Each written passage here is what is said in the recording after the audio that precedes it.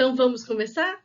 Bom, quando a gente fala de direito eleitoral, a gente tem que lembrar que o direito eleitoral ele é o ramo do direito público, o qual protege sobre o direito ao voto, protege a soberania popular, em que o povo escolhe os seus governantes, os seus legisladores, para que assim ele possa, através do voto, escolher como que será dirigido o Estado, né? Lembrando aqui um pouquinho daqueles conceitos da teoria geral do Estado. Bom, dentro dessa questão, sabemos então que o direito eleitoral ele vai controlar o processo eleitoral e o voto, certo? Quais são os elementos então que a gente coloca aqui como próprios do direito eleitoral? Temos aqui os direitos políticos, temos a eleição e a própria normatividade dos institutos do direito eleitoral. Bom, e aí? O direito eleitoral tem alguma função específica? Tem sim, nós temos aqui 3 funções principais aqui do direito eleitoral. A primeira delas, claro, é proteger o direito ao sufrágio universal. O que é o sufrágio universal? É o direito do exercício à escolha no processo legislativo, no processo eleitoral. Bom, e esse sufrágio universal, ele tem que ser universal por quê? Porque ele vai ser concedido a todas as pessoas que estão aptas a votar, que têm a capacidade passiva de votar. Então, são todos cidadãos adultos, alfabetizados ou não. Não importa se tem renda alta, renda baixa, qual é o gênero, qual é a orientação sexual, nada. É assegurado a todos o direito ao voto. E é o direito eleitoral que assegura esse sufrágio universal.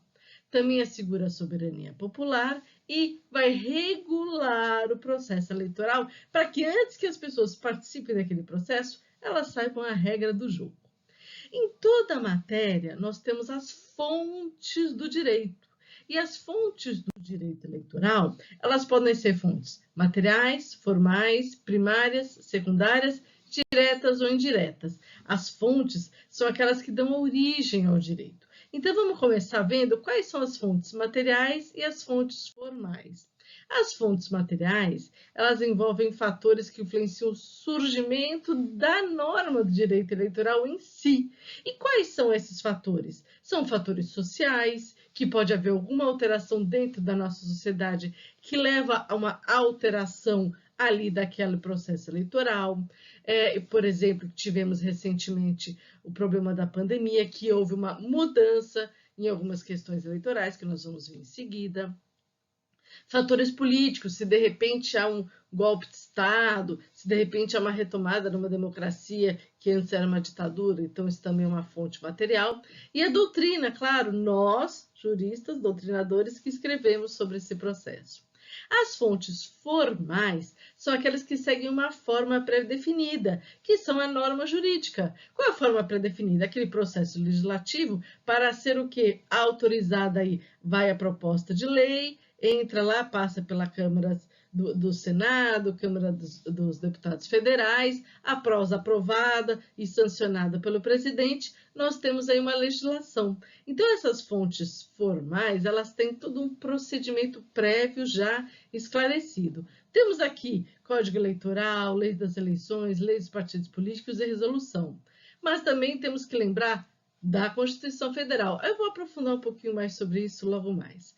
Vamos falar agora das fontes diretas e fontes indiretas. Bom, as fontes diretas, elas tratam diretamente de assuntos das eleições. E quais são as diretas? É aquelas que vão no ponto. Temos a Constituição Federal, Código Eleitoral, Lei de Inelegibilidade, Lei dos Partidos, Lei das Eleições e as resoluções do TSE. E as indiretas, então? Existem indiretas? Sim, existem. São aquelas que indiretamente elas acabam causando ali alguma consequência dentro do direito eleitoral. Como, por exemplo, o Código Civil, o Código de Processo Civil, o Código Penal. Como assim, Fernanda? Um exemplo simples. Vamos lá. Durante uma campanha eleitoral, um candidato fala alguma inverdade sobre outro candidato. Esse candidato que foi atingido em sua honra, sua imagem ali, em algum momento sequer, ele vai até o Código Civil, pede ali o direito a uma reparação civil, um dano moral, dano material, e pode, então, ter uma interferência dentro do pleito. Até mesmo naquela reparação civil, Pode haver uma sentença falando que ele vai ter que fazer a resposta dentro do seu horário eleitoral, gravando um pedido de desculpas para aquele candidato. Então, veja que as fontes indiretas elas podem causar consequências, sim, no direito eleitoral. Temos também dentro do direito penal, processo penal, que um candidato que venha a ser condenado numa ação, ele pode sofrer alguma sanção. Bom, e a Constituição Federal? Bom, a Constituição Federal, vocês sabem, que é o master, né? É o ápice aqui das fontes, e é onde se funda a validação jurídica de todo o ramo do direito eleitoral, porque é dela que vem ali os raios. Eu gosto de brincar que a Constituição Federal ela é como se fosse o sol, que irradia por todos os lugares o seu raio, e é através dela que teremos, então, as outras fontes, né, diretas e formais. A Constituição Federal ela vai assegurar o direito ao voto, ele sendo secreto, ele sendo obrigatório, ele sendo estipulado como obrigatório para maiores de 18 anos e facultativo a maiores de 16, e, claro, também obrigatório até as pessoas de 70 anos. Depois ele se torna facultativo. Ele também estabelece as regras da candidatura, quem pode ser candidato a determinado cargo, se ele tem que estar ou não filiado a um partido. Ele vai determinar o que é o partido, quais são como que se dá a criação de um partido, como que vai se definir isso, quem pode criar um partido. A Constituição também fala sobre os órgãos da Justiça Eleitoral. Quem será o órgão competente para resolver algumas questões aí relacionadas ao direito eleitoral, né? E temos, claro, se a gente está falando de direito eleitoral, se a Constituição é a primeira, temos o que também? O Código Eleitoral. O Código Eleitoral ele vai organizar a justiça eleitoral e o processo eleitoral, para que ele vai garantir que em cada eleição tenha-se o recurso necessário, que se houver algum ato que infringe uma legislação, tem o seu procedimento penal para um crime eleitoral, e ele vai preparar a publicação dos votos, a urna e tudo mais.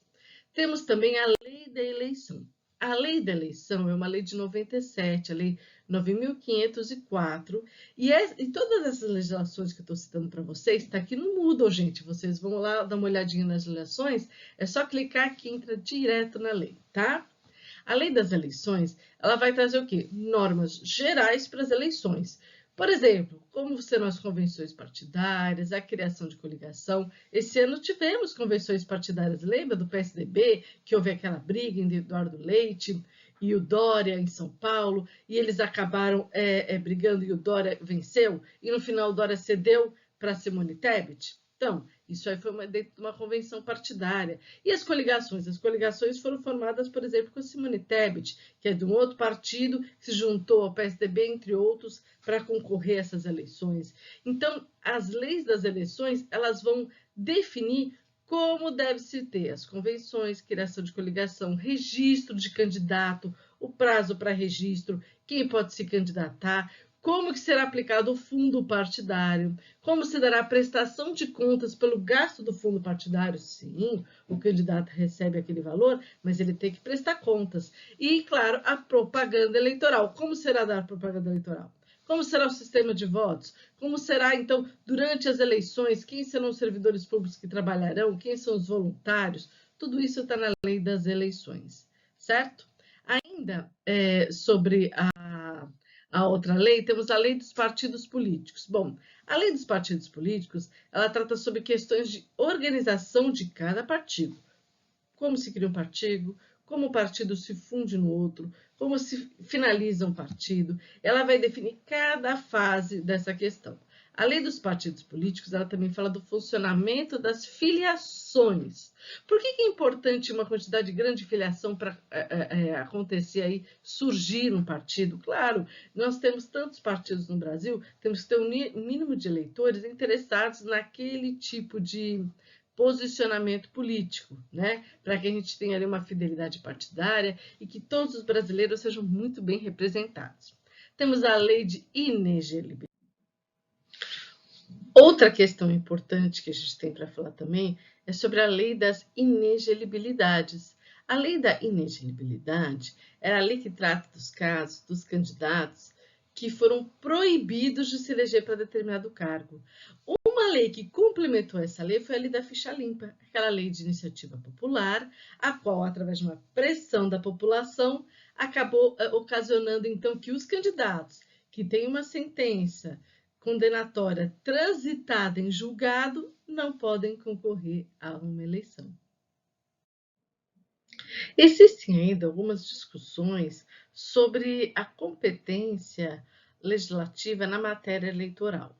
Quando a gente fala da competência legislativa, a gente vai se lembrar, eu falei para vocês, é uma matéria de direito público e ela é privativa da União. Onde está escrito isso? Na Constituição Federal, no parágrafo único do artigo 22 da Constituição Federal.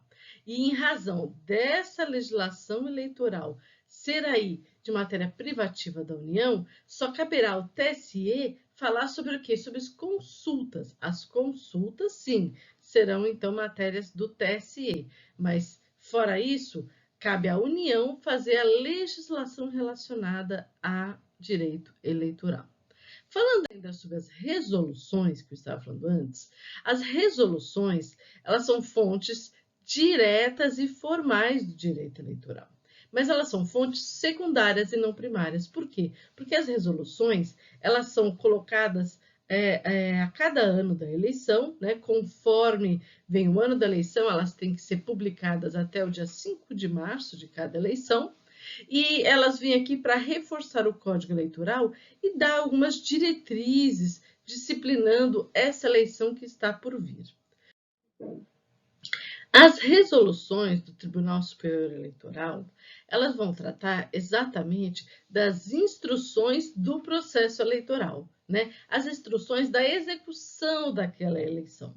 Bom, o Código Eleitoral, ele define que o TSE tem até o dia 5 de março de cada ano da eleição para publicar as instruções para aquele processo eleitoral daquele ano.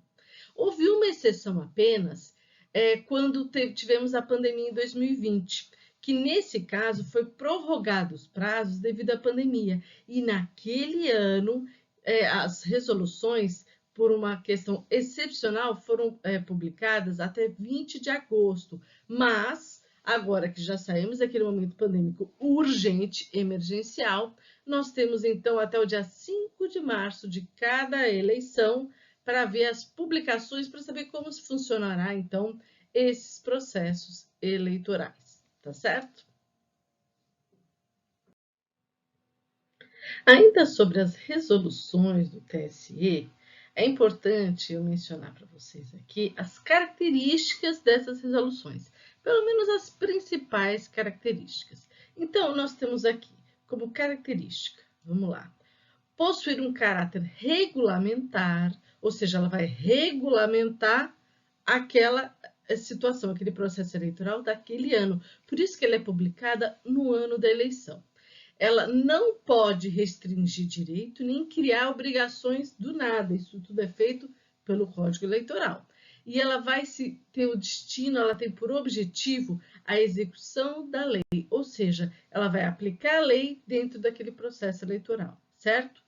Ela tem uma obrigatoriedade de tratar de matérias especificamente autorizadas no Código Eleitoral e não pode tratar de organização de partidos políticos.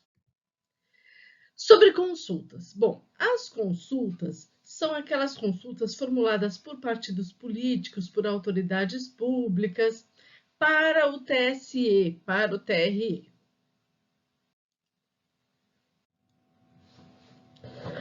Olha, sempre havia uma disposição que se falava que a consulta não tinha um caráter vinculante. Então, eu fiz uma consulta lá para o TSE, para o TRE, mas não tem um caráter vinculante, né? E só que, em 2015, a LINDB alterou esse entendimento. Então, hoje, nós sabemos que as consultas têm um caráter vinculante. Claro, se a pessoa faz uma pergunta para o Tribunal Regional Eleitoral, e aí aquela resposta dela não tem um caráter vinculante, então para que serve aquela consulta? Não é verdade? É para isso.